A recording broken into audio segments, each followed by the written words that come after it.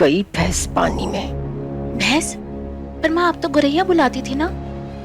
Mummy जी, मैंने सुना है जब पैसे आने वाले होते हैं ना तो राइट हैंड में खुजली होती है, लेकिन अब तो मेरे लेफ्ट हैंड में खुजली हो रही है। चुप करोगे तुम दोनों?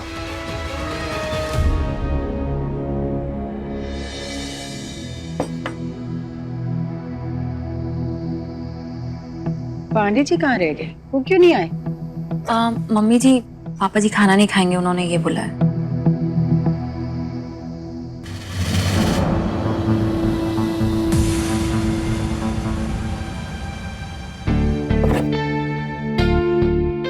वैसे कभी कभी ना भारी बारिश से बचने के लिए हमें गंदी जगहों पर भी अपना सर छुपाना पड़ता है, और इसे ना जिंदगी जीने का तरीका कहते हैं। समझदारी।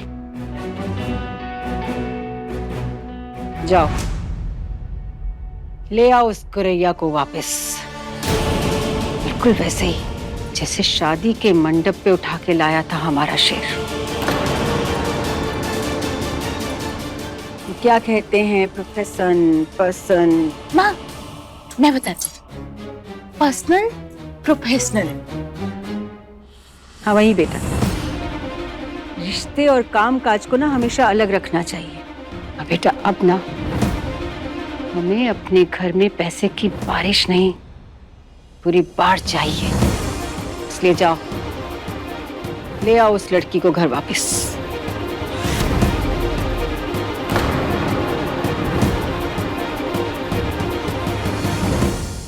नहीं माँ, मैं उसे लाने नहीं जाऊंगा।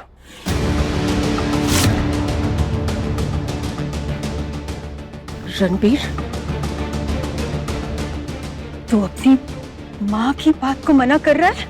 माँ के सम्मान के लिए ही उसे यहाँ से निकाला था। किस मुंह से उसे लेने जाऊं? अगर अपना काम बनाने के लिए किसी को घसीटना पड़े ना तो घसीट लेना चाहिए।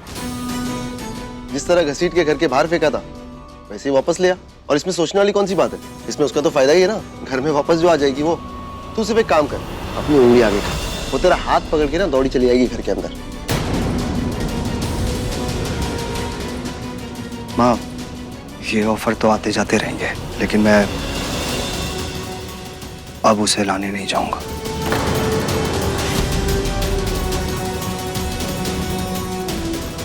खाना तो खा ले रणवीर, मैं बात करके आता हूँ उससे।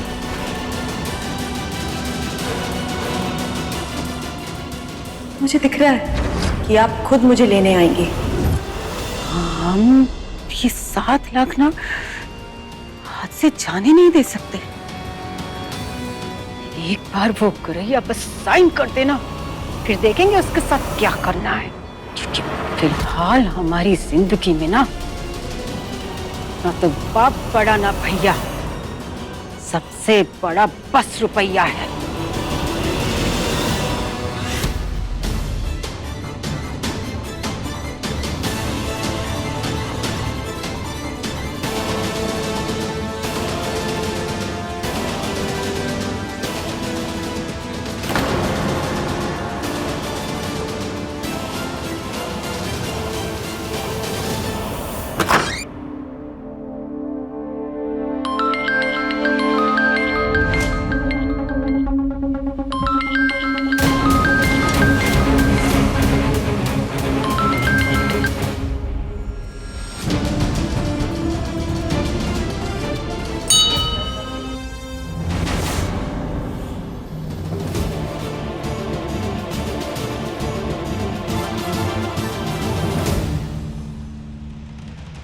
हाँ रणबीर बेटा। जी पापा, नमस्ते। नमस्ते बेटा। बेटा बहुत बहुत बधाई हो, आज तुम्हारे क्लाउड किचन का पहला दिन है। कैसा चल रहा है सब? थैंक यू पापा, सब अच्छा चल रहा है। मेरा आशीर्वाद है बेटा, सब कुछ अच्छा ही रहेगा। एक्चुअली बेटा मैंने शिवांगी को मैसेज किया था और उसका कोई रिप्लाई नहीं आया। मैं कॉल लगाया उसे लेकिन उसका फोन भी नहीं लग रहा है, इसीलिए तुम्हें कॉल किया है। अच्छा किया पापा, यहाँ पे सब ठीक है। बेटा 2 मिनट शिवांगी से बात करा दो जरा।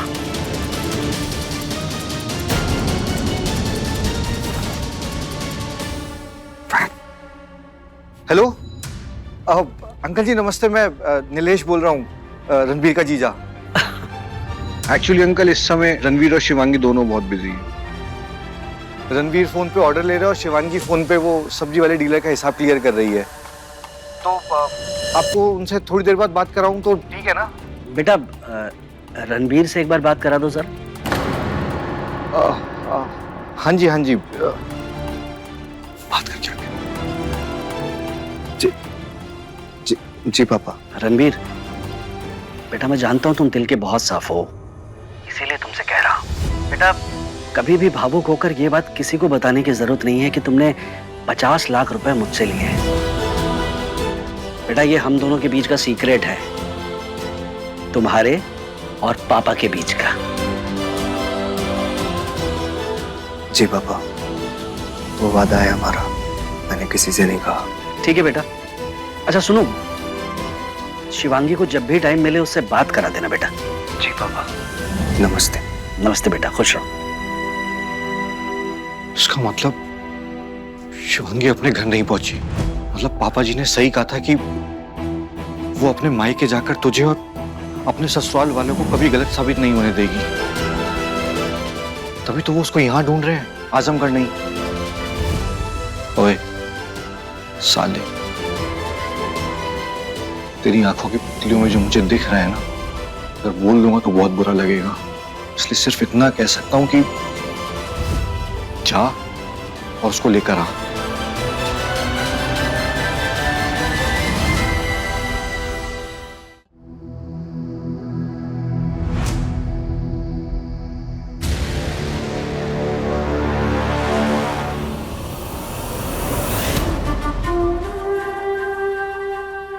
लो, मुंह मीठा कर लो।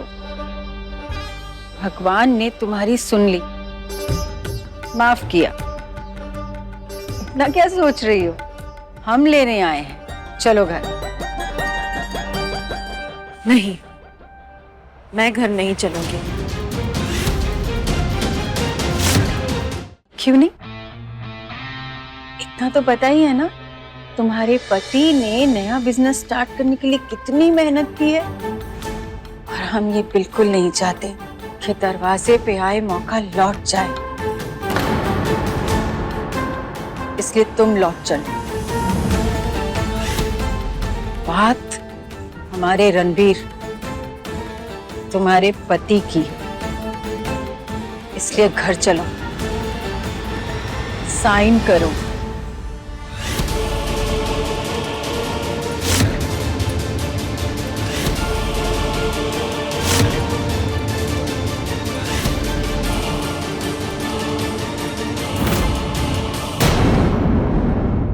रंगबाजी दिलों की, रात 9 बजे दंगल टीवी पर।